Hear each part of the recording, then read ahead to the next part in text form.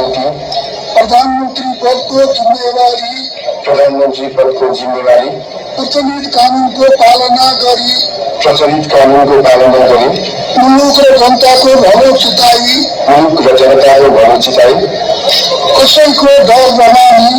कसैको डर नमानी पक्षपात नगरी पूर्वाग्रह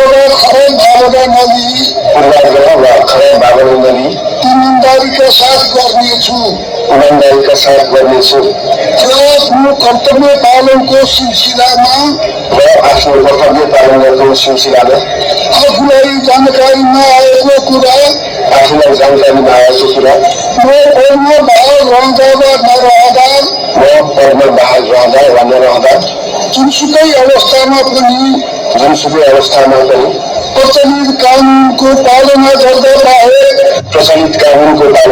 बाहेक अरू अवस्थामा कुनै किसिमबाट पनि प्रकटमा सङ्केत गर्ने छैन। यसपछि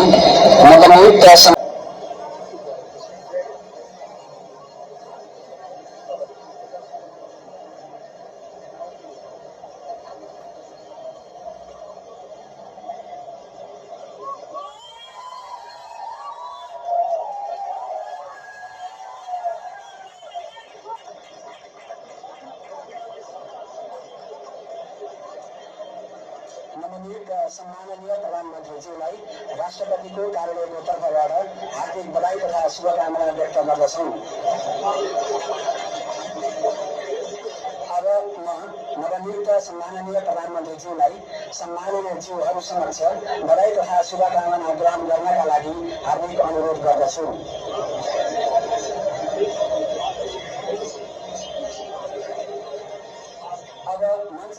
सम्माननीय ज्यूहरूसँग परिवारजनसहित सामूहिक अश्रुदेवी परियोजनाका लागि सहित भइदिनु हुन नवनियुक्त सम्माननीय प्रधानमन्त्रीज्यूलाई अनुरोध गर्दछु।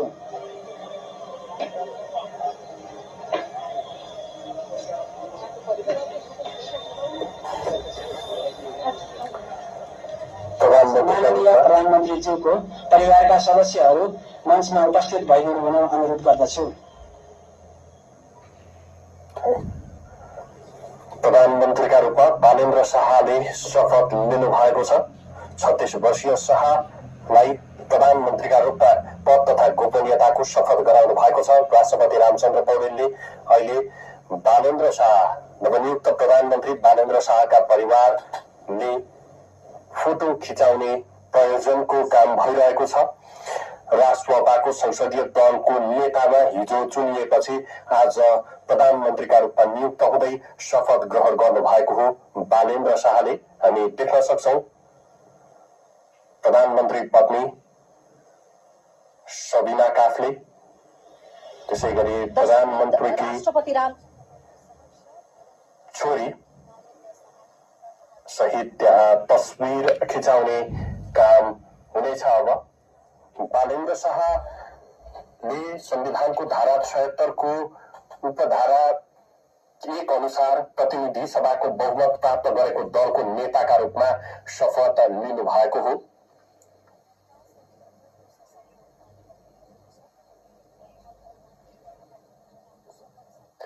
नेपालको संविधान 2072 जारी भएपछि यो धाराको प्रयोग गरी प्रधानमन्त्री नियुक्त भएको यो पहिलो पटक हो। त्यसैगरी नेपालको इतिहासमा मधेसी समुदायका व्यक्ति नेपालको प्रधानमन्त्री बनेको पनि यो पहिलो पटक हो। हामी देखिरहेका छौं प्रधानमन्त्री बालेन्द्र शाह उहाँका परिवारजन सहित सर्ने बित्तिकै प्रधानमन्त्री बन्नुभएका पात्र हुनुहुन्छ। झापा 5 बाट पूर्व प्रधानमन्त्री केपी शर्मा ओलीलाई झण्डै 50,000 मतान्तरले हराउँदै उहाँ प्रतिनिधि सभा सदस्यको रूपमा निर्वाचित हुनु भएको थियो। त्यसैगरी आजै मन्त्रीहरूको शपथ समेत हुनेछ।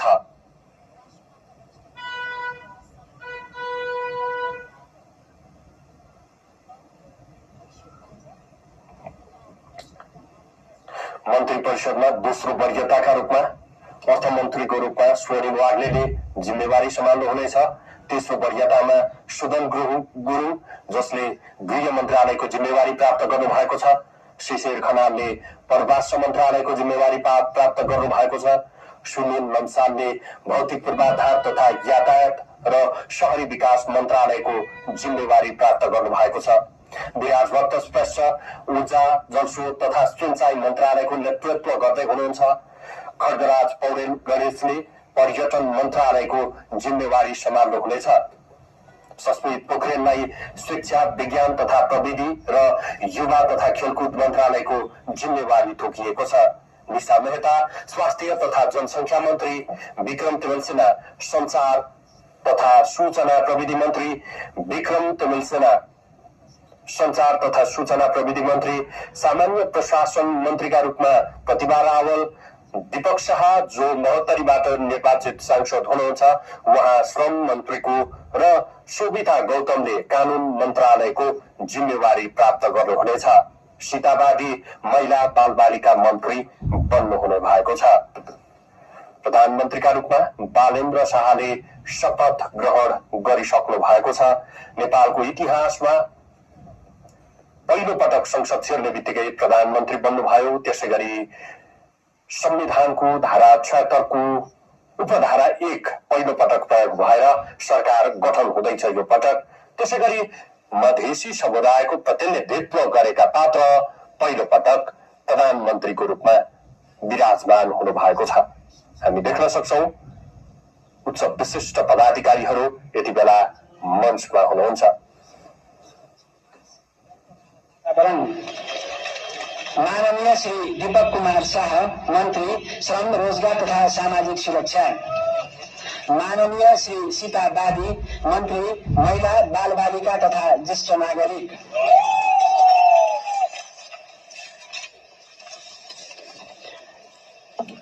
अब म संविधानको धारा 80 बमोजिम सम्माननीय राष्ट्रपतिज्यू समक्ष मन्त्री पद तथा गोपनीयताको शपथ लिनुहुन नवनियुक्त माननीय मन्त्रीज्यूहरू माननीय मन्त्री सोरिङ वाग्ले, माननीय मन्त्री सुदन गुरुङ, माननीय मन्त्री शिशिर खनाल, माननीय मन्त्री सुनिल लम्साल, माननीय मन्त्री विराज भक्त श्रेष्ठ, माननीय मन्त्री खड्गराज पौडेल, माननीय मन्त्री सस्मित पोखरेल, माननीय मन्त्री निशा मेहता, माननीय मन्त्री डाक्टर विक्रम तिमलसेना, माननीय मन्त्री प्रतिभा रावल, माननीय मन्त्री सविता गौतम, माननीय मन्त्री गीता चौधरी, माननीय मन्त्री दीपक कुमार शाह र माननीय मन्त्री सीताबादीज्यूलाई मञ्चमा आमन्त्रण गर्दछु।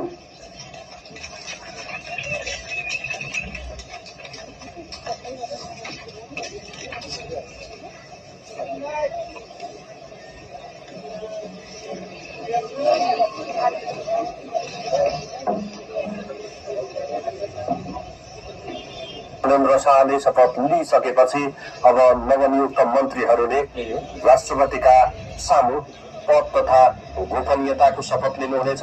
दोस्रो वरियतामा स्वर्णिम वाग्ले, तेस्रो वरियतामा सुदन गुरुङ, चौथो वरियतामा शिशिर खनाल रहनु भएको छ। योभन्दा अगाडि शिशिर खनाल त्यसै गरी विराज भक्त श्रेष्ठ मन्त्रीका रूपमा कार्यभार सम्हालिसकेका व्यक्ति हुनुहुन्छ। त्यो बाहेकका मन्त्रीहरू अधिकांश मन्त्रीहरू नयाँ हुनुहुन्छ। डाक्टर स्वर्णिम वाग्लेको अन्य क्षेत्रमा अनुभव धेरै भए पनि मन्त्रालयको जिम्मेवारी पहिलो पटक सम्हाल्न लाग्नु भएको हो। हामी देख्न सक्छौं शिशिर खनाल योभन्दा अगाडि शिक्षा मन्त्री बन्नु भएको थियो छोटो समयका लागि। त्यसै गरी युवा तथा खेलकुद मन्त्रीको जिम्मेवारी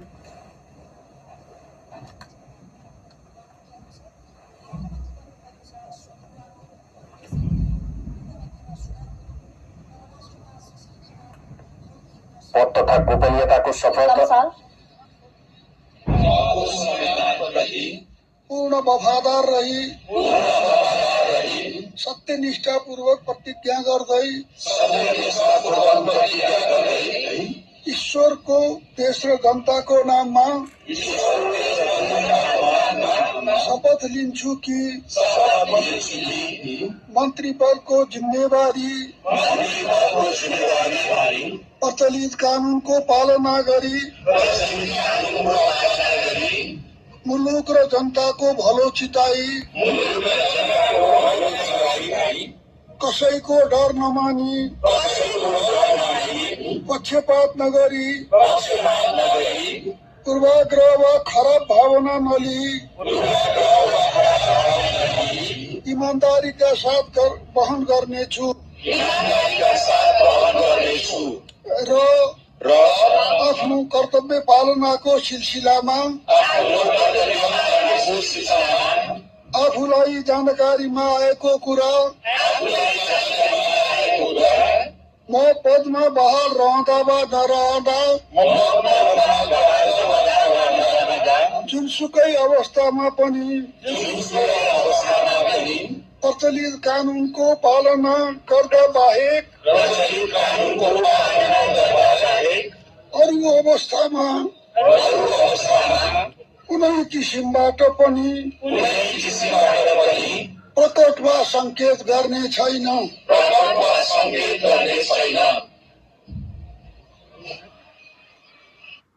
मन्त्रीहरूले पद तथा गोपनीयताको शपथ लिनु भएको छ। डाक्टर स्वर्णिम वाग्लेले अर्थमन्त्रीको जिम्मेवारी प्राप्त गर्नु भएको छ। त्यसै गरी सुदन गुरुङले गृह मन्त्रालय सम्हाल्नु हुने भएको छ। परराष्ट्र मन्त्रालयको जिम्मेवारी शिशिर खनालले प्राप्त गर्नु भएको छ। शोभिता गौतमले कानुन मन्त्रालयको जिम्मेवारी सम्हाल्नु हुनेछ। विराज भट्ट श्रेष्ठ ऊर्जा मन्त्री बन्नुहुनेछ। हामी दृश्यमा देख्न सक्छौं पूर्व प्रधानमन्त्रीहरू झलनाथ खनाल, डाक्टर बाबुराम भट्टराई, माधव कुमार नेपाल, पुष्पकमल दाहाल प्रचण्ड र पूर्व मन्त्री परिषदका अध्यक्ष खिलराज रेग्मी समेत सहभागी हुनु भएको छ। यति बेला शपथ समारोहमा पूर्व प्रधानमन्त्री केपी शर्मा ओली भने सहभागी हुनु भएन। अर्का पूर्व प्रधानमन्त्री शेरबहादुर देउबा भने देश बाहिर रहेकाले उहाँ सहभागी हुन सक्नु भएन। यद्यपि देशभित्रै रहनु भएका पूर्व प्रधानमन्त्री केपी शर्मा ओली भने सहभागी हुनु भएको छैन। यो शपथ समारोहमा हामी देखिरहेका छौं विशिष्ट व्यक्तिहरू।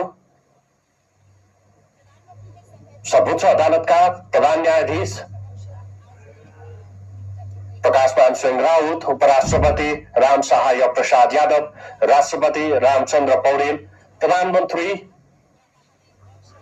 प्रधानमन्त्री बालेन्द्र शाह, त्यसै गरी पूर्व प्रधानमन्त्री नागरिक सरकारको तर्फबाट प्रधानमन्त्री बन्नु भएको थियो सुशीला कार्की, त्यसै गरी नारायण प्रसाद दाहाल राष्ट्रिय सभाका अध्यक्ष हुनुहुन्छ। उहाँहरूले त्यहाँ शपथ समारोहमा सहभागिता जनाउनु भयो। पूर्व प्रधानमन्त्रीको कुराकानी गर्दा पूर्व सरकार प्रमुख 5 जना पूर्व सरकार प्रमुखहरू यो जेनजी आन्दोलनपछि समग्रमा नागरिक सरकार गठनदेखि लिएर यो प्रतिनिधि सभाको निर्वाचन हुनेसम्मको समयमा एउटा मध्यस्थकर्ताको भूमिकामा रहनु भएका सुदन गुरुङले गृह मन्त्रालयको जिम्मेवारी प्राप्त गर्नु